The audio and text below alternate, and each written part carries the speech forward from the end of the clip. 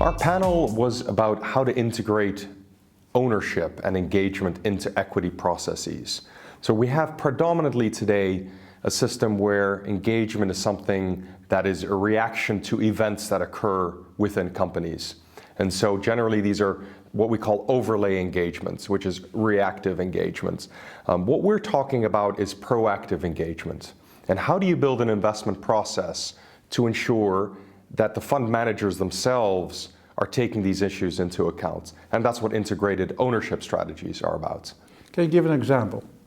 Sure. So with the predominant way of integrating responsible investments, there is an investment decision that happens on one side, and there's a separate team of individuals who are responsible effectively for the responsibility of that strategy. And what we're talking about is bringing that together, where portfolio managers themselves are responsible for executing on the responsible investment strategy of the firm, and where they also themselves are responsible for engaging with the underlying companies. And the reason that's important is because when portfolio managers engage, they often have direct access to the management teams of these companies. And so there's a much higher degree of efficacy if engagement can be done on an ongoing basis and can be done preventatively as opposed to reactively. You think it's a big challenge, the integration of ownership? It is, because the investment industry was never built to do this. Responsible investment is a very new concept. It's a little bit as if you take a sailing dinghy and try to cross the Atlantic Ocean with it. You will certainly not get there.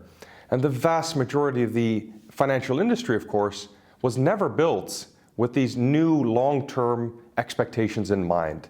The expectation of engagement, the expectation of taking into account qualitative factors that generally have more long-term relevance rather than short-term selection relevance. And so I think until we start to get new investment processes, the financial industry, the investment industry as a whole, will continue to struggle to really integrate these issues. You see that also as a challenge for the future of ownership capital? Well, ownership capital, we have a very lucky start. We began our investment strategy at PGGM, where we were literally given a white sheet of paper to design an investment process for the future.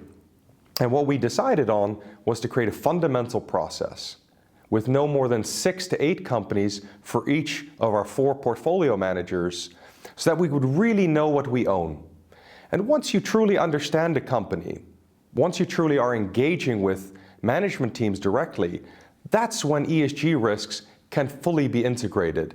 And importantly, that's when ESG can actually become an investment performance enhancer as well. And what we've seen really all the way since the beginning that we've started is that integrating ESG and ownership into the process dramatically increases returns. Not only returns, but also your risk. Because of course, ESG is about trying to create better investment decision making and better risk awareness.